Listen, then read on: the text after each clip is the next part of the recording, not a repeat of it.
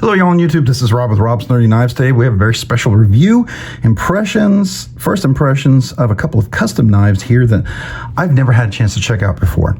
And being that they're customs, I'll do my impressions, but it's like a review of impressions of a custom knife. It's not the same to me as a production knife, right? So this is different. The thing about the way, and the reason why I look at it this way is because custom knives tend to be knives that are very specifically made for someone or bought by someone with what they really want in mind. And these two knives have been lent to me by Mr. Eddie. And so I very much want to say thank you to Mr. Eddie for allowing me to check these out. But these two knives are just really massive knives, but they are pretty cool knives. And I'm glad I got a chance to check them out. They are definitely a little bigger than something I would normally check out. But you know what? It does get you to open up your aesthetics. It gets you to see other things that are out there, right? So let's go ahead and take a look at these two. All right, so the first one I'm going to look at is the Curtis Custom knife. That's this one here, and I'm going to go ahead and put this one off to the side because this is the Dominator. This is a Darrel Ralph custom knife. We'll look at that one here in just a second. So let's go ahead and take a look at this one first. So this is a Curtis Custom Knives, and it's designed by, obviously, Curtis Custom Knives. This is the F3.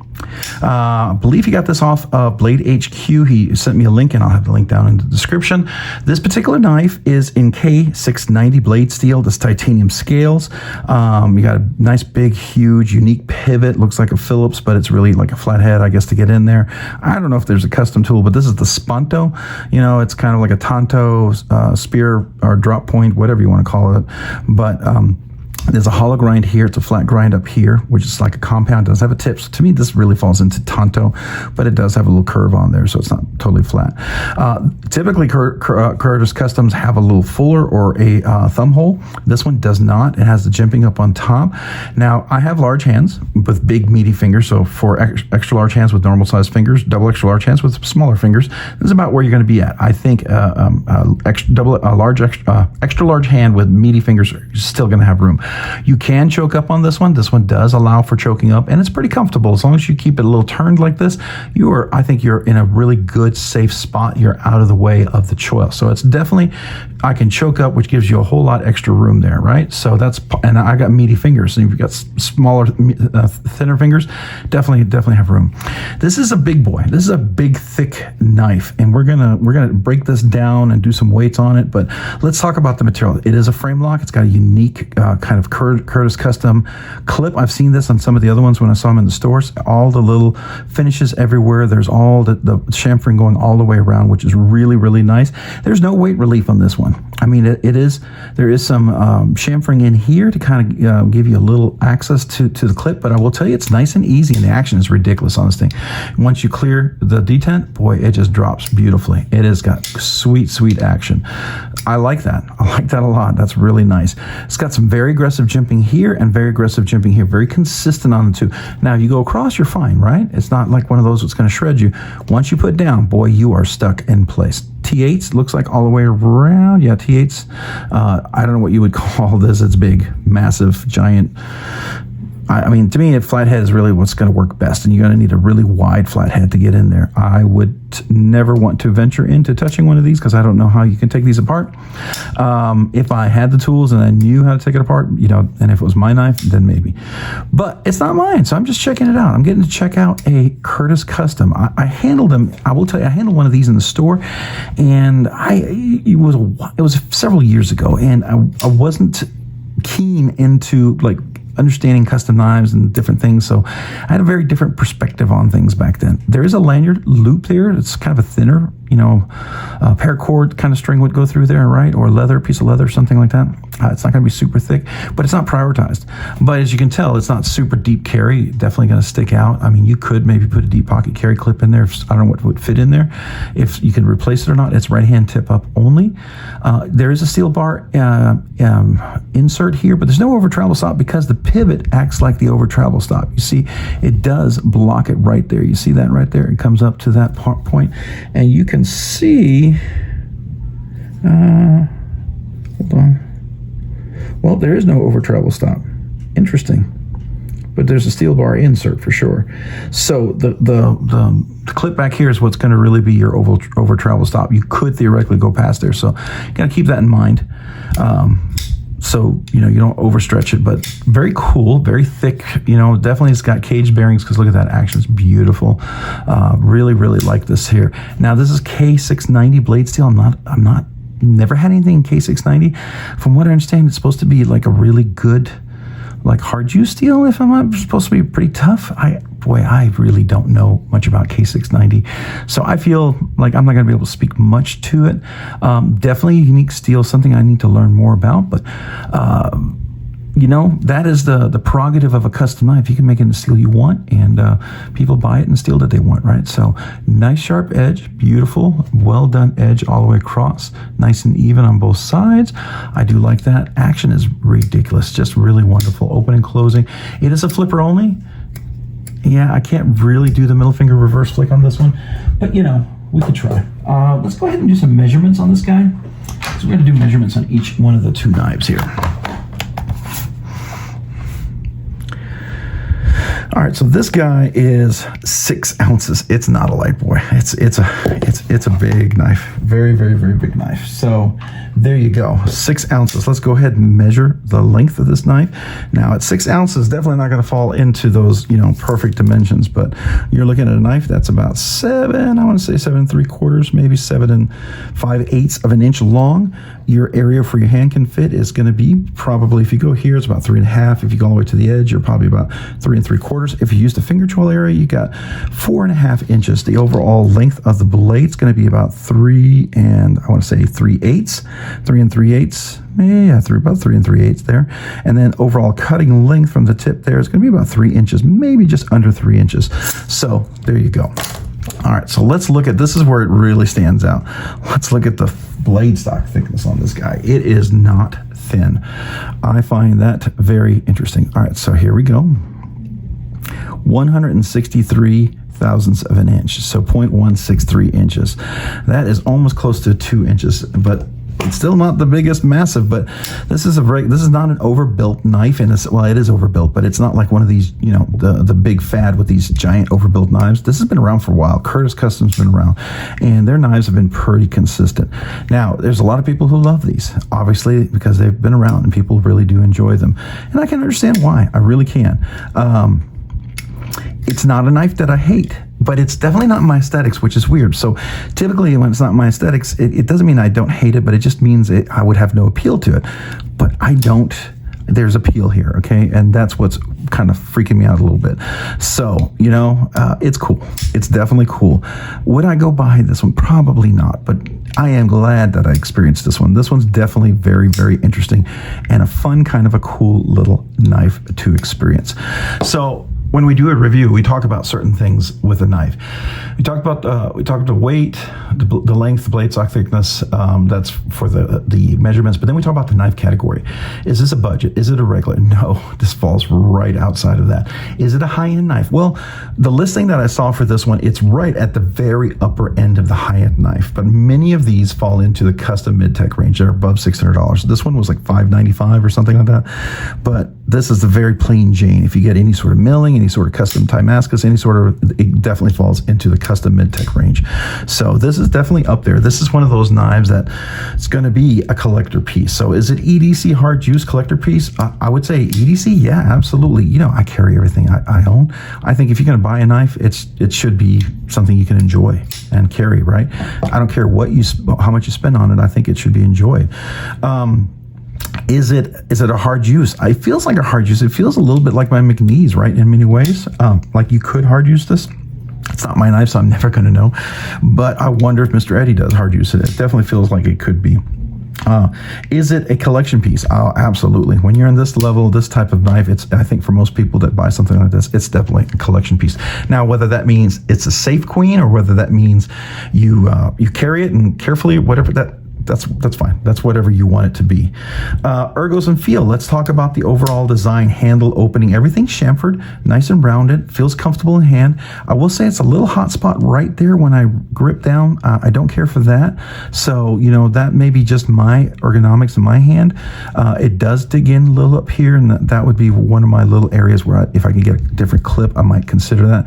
It's a little sharp, so, you know, that's me. As far as opening and closing, it's really nice. The flipping works real well. Can you fail it? I think you can. You can fail it, but if you push down, I mean, it's a really beautiful actuation pushing down, and the light switch works really nicely. So it's always going to give you a nice presentation or nice actuation, opening and closing. So I like that. The closing is really nice. You get past the detent. The detent is right there, and so once you drop it, there's really no double clutch. If you drop it here with the flipper like that, and it's easy, one-handed. It's very fidgety, so in that regard, there's no bonus flick, so it's just a flipper only. So, you know, that's my overall feel with it, and opening and closing. It feels good as a flipper. Now, it does a flipper really well, so I'll give credit to that. Fidget factor and scale. So this is a flipper only. It does it well. I would say for a flipper, you know, my fidget factor is going to be 2.5 for that. And that's rounded up to 3, but it's a 2.5. I'll give it a 2.5. It's a good flipper. It's not the most outstanding, blow me away ever flipper, but it's good. So, but it's solid. It works. It works every single time. I like that. If you get your finger on there, you push button, you're going to actuate it. I mean, the only way you're going to fail to flip it is if you're not just try. I mean, if you're trying to fail it, I think that's the only way you're going to fail it. So fidgety goodness as far as a flipper goes, I'm going to give this a 95. It's definitely a solid 100. I mean, solid A. It's not 100. It's a 95. And that is only because, you know, it's a big flipper. It's a giant flipper. And you can't miss the flipper because it's so big, but it's a big flipper. And sometimes to me, that can kind of get in the way as far as carry, because as Nick Shabazz would say, this is definitely a pocket pecker. This is definitely going to be sticking out quite a bit. And fortunately, the clip is going to be as such where it's going to try to hold it like that in your pocket so that it's not sticking out, but that's definitely sticking out quite a bit. So, you know, keep that in mind. But it's absolutely a solid A. So overall recommendation, I mean, it's a custom knife. Would I recommend this? Okay, so if the aesthetics appeal to you, if you like the look of this, if you like Curtis Customs, if you like everything about this, sure, absolutely, I would recommend it. Is it something that I would buy? No, it's not my aesthetic, but I can definitely recommend it. I think it's a well-built knife. It feels solid. At least this particular version right here is nice. I like this. If this is what representative of all his knives, yeah, I would feel nice, good recommending this knife. I think it's pretty solid. So again, it's a custom, so you know, take it with a grain of salt. This is sort of a review impressions, but I'm gonna review it. But remember, it's a custom, so all these things are subject to your own personal aesthetics. So whether this falls into that or not, I don't know. But a cool knife nonetheless. All right, so let's go ahead and talk about the DDR. This is I believe this is the Darrel Ralph DDR.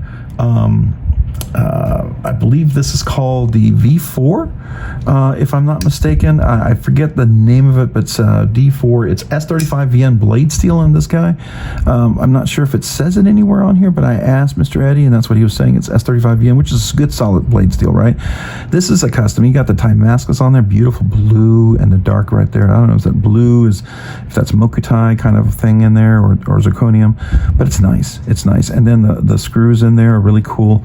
Now, are the screws zirconium? No, they're just anodized. Oh, look at the backspacer. That's beautiful. You can see the beautiful layers on there. That's really nice. Yeah. Nice milling, deep milling. It is chamfered, so it's not really sharp in there, but it's very unique. This is a big boy. It's got a big, giant pocket pecker flipper, I will say that. But it's small out of the way when you're here, so it's not as big as maybe like a Curtis Custom. So, but I will tell you, when you push down, it works really well. Now, is this yeah, I can do push button, but a little bit of an angle, right? Push, sorry, over my desktop. Like that, it works. But you could also do a light switch. Now, it's got a strong, stout detent. And I don't think, yeah, I don't know if I can fail this. I mean, even as the weight, just the sheer momentum of this blade, yeah, is going to open it, okay, because it's big. Now, this is a strong frame lock, very, very strong frame lock. It does have a steel bar insert. I don't know if there's an over travel stop in there. It looks like there might be an over, yeah. Can we see it? Is there an over? Yeah, there's an over travel stop in there, which is nice. I love the Timascus, beautifully rounded. Everything is round. It's not just chamfered, it's beautifully rounded. I love this. Nice jimping. I mean, it's not cutaway, but I will tell you, you can definitely get your finger in there. That's for sure. I mean, I reach in there and I can absolutely get in there. The weight of the blade does allow for you to get by that, and it will. Now, there's the double clutch right there, right? And I don't think there's a ramp. There is a ramp. Is there a ramp? Yeah, there's definitely a ramp. All right, so once you get to about right there, I thought, yeah, right there, then you clear the D10. So there's a chance of that. I will tell you, this is a strong frame lock. If this was mine, I would have to tune it because it's wickedly strong, wickedly strong. I like it, and I think those of you who love wickedly strong frame locks are going to love that. But there's so much detail on this knife that's just really cool. I want to keep talking about. So beautiful pivots. It looks like it might not be captive pivot, but that doesn't necessarily, it's not necessarily true because you have to look inside because it could be a D-shaped barrel or something in there. I don't know. Okay, I'm not going to take this apart. I love this little accent. It's not very deep pocket carry. Lanyard's definitely priority here, and you can definitely, do a lanyard carry and whatever. I mean, create your own lanyard. But I love this texture on top of here. The jimping on top of the spine. It's a beautifully look like milled, nice and soft, but it looks almost jigged. But it's very intentional all the way across. I love that. It's unique. It's got a hollow grind here, flat grind here. It does have a switch on top, but this is just a nice touch. There's jimping here, and you could go up here and it functional jimping as well. But it looks cool. It does. It looks cool. I got to admit, it just looks cool, and there's no question about that. So I feel like this has that custom cool factor that's going to come into a knife that I think people are going to love. There's no milling on this thing. This is just a solid chunk of titanium with a giant blade. So yeah, but the opening is really nice. You can definitely feel that in the close because the weight is really smooth. Yeah, it works beautifully. Does take full priority. Now, I will tell you, I can get my finger in here. You can cut yourself if you get your finger in there. So I can touch that blade, and I could easily cut my finger doing that. So you got to be careful with that. That's a very high utilization of the blade, but it's a little too much exposed for me as far as I'm concerned. It does flip really nice. It does flip. I mean, you can feel that when it opens up. Now, I've got large hands, plenty of room in here with big, meaty fingers, extra large, double extra large hands. I think you'd have room. Can you choke up? Maybe for a pinch grip. I wouldn't put my finger in there. It's not meant for a finger in there. I think that's being risky. It's a beautiful polished edge, nice and sharp for sure. It is a thick blade. So there you go. That's what I would talk about as far as the things I noticed about opening and closing. The manufacturer, like I said, is Darrel Ralph. This is the model. It's called the Dominator. It's level 2. It's version 4. I don't know what that means, but because I couldn't find anything on their website. Their website looks like it's down. At least when I go to Instagram, he does have a link to his website. When I click to it, GoDaddy shows like the website's available. So I don't know if their website expired or what have you, but yeah, it's not there. So I had to go to like certain pages to find it, and then I asked Mr. Eddie about it. So this is definitely a custom knife. You can find it being bought in various places, but very, very cool, very unique knife for sure. All right, so let's do some measurements. So this one was 6 ounces. This one feels like it's going to be 7.5 ounces. So let's see if I'm right. 7.1 ounces. I was close. 7.1 ounces. It's not a light. It's almost half a pound. I mean, come on. Half a pound knife. That's a big boy. So we'll put that custom over there. So let's see how big is it lengthwise. It's not a short knife, right? You're looking at 8 and I want to say 8 1/3 of an inch. It's big. Look at the handle right here for the grip area. You got 4 full inches. I wouldn't choke up, so 4 full inches is what you got there. Let's look at the overall length of the blade. The blade to the back of the stock here is, I was going to say 3 3/4. Overall cutting length going from here to here is about, it's also about 3 3/4, just a little bit less than 3 3/4. So it's not a small knife, right? It's definitely on the bigger side. Looks like it might be a little to the left. Yeah, it's in there solid. It's a little to the left. If it was mine, I would probably try to straighten that a little bit. You could, I have some videos on that and some tips and tricks on how to do that. Boy, this is going to be a big barrel. Let's see, how big is this guy? 191 thousandths of an inch, almost 0.2 inches, almost 1/5 of an inch. That is just a big, thick chunk of S35 VN blade steel. I mean, this is going to be, it's going to be a big, heavy slicer.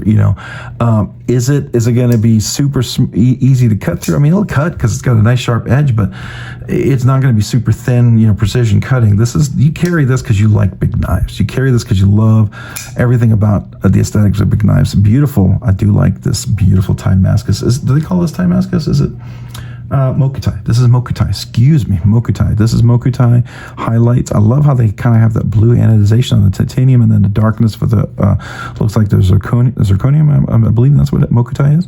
So really, really nice. Really nice. I love the ghost view of it. It doesn't have to be the titanium doesn't have to be a different color.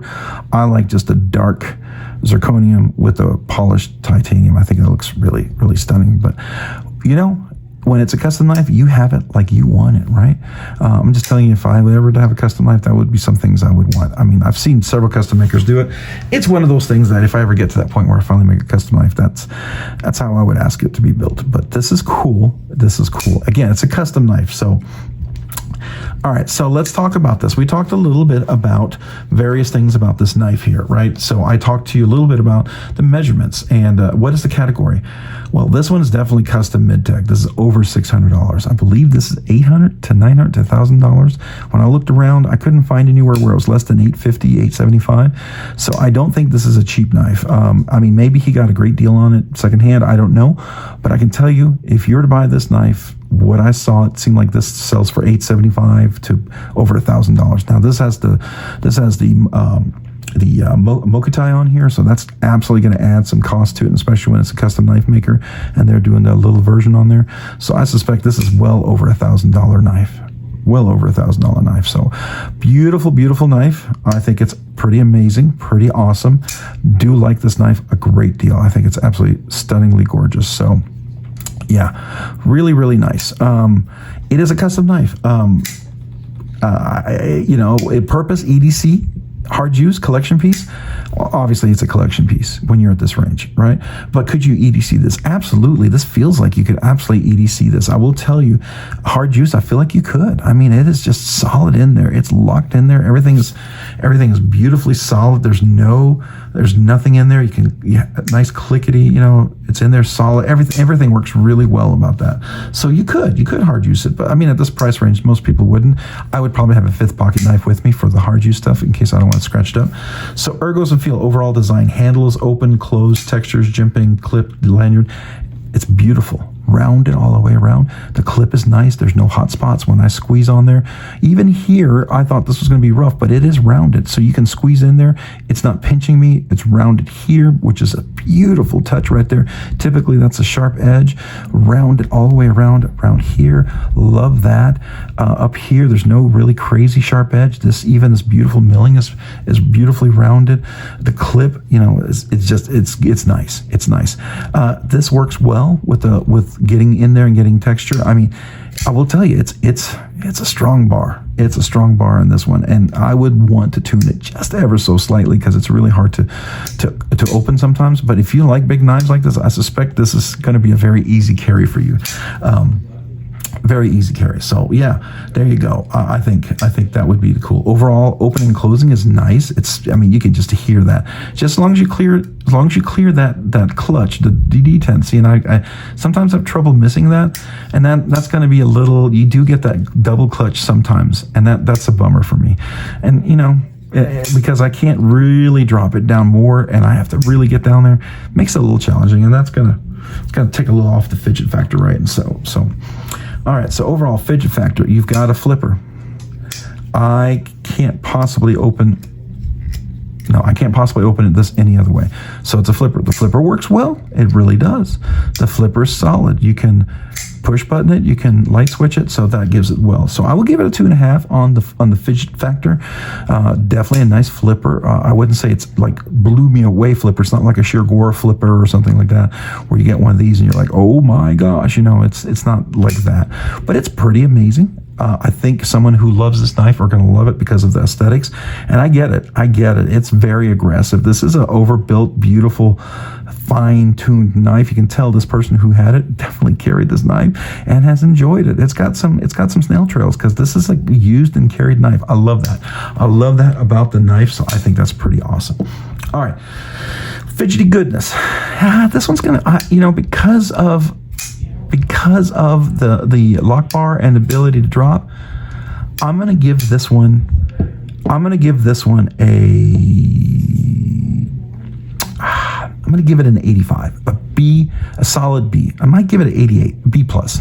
I'll give it an 88. It's not quite an A. I would say the lock bar really ruins it for me. Now, I think it could be tuned and become an A. But again, someone who buys this knife, they're not me. They're not looking for that, right? So for them, this could be exactly what they want. I'm just giving you my thoughts, okay? So that's my thoughts on this.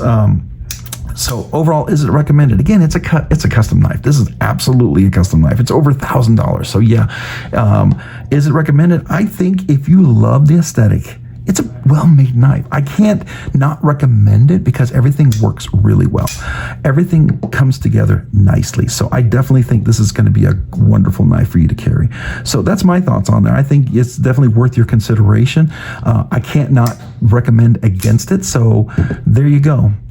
That's where I stand on that one. All right, so we talked about these two knives. Really two very, very kind of powerfully interesting custom knives. I'm very excited to have experienced them both. Really fantastic. And I did a double review together. I hope you guys don't mind. I'm so far behind on things, so I have to kind of catch up a little bit. But these are really two cool knives. And I think it's fair because they're custom knives. I can't give it an independent, like, production model kind of view. And I think the person, Mr. Eddie, who bought these, I think this is really, from what I know of Mr. Eddie and our conversations and seeing his collection, I think this is absolutely, it seems like this speaks to him. And I feel like these knives fit him well. And I could see him carrying this, enjoying them. And if I run into knives like this, it'd be knives I would let him know about, because I think, hey, he might really enjoy this. So I think that's definitely a positive. So there you go. That's my thoughts on these two guys. Hey, if you found this interesting, let me know. If you have any questions, let me know. I'd love to answer your questions.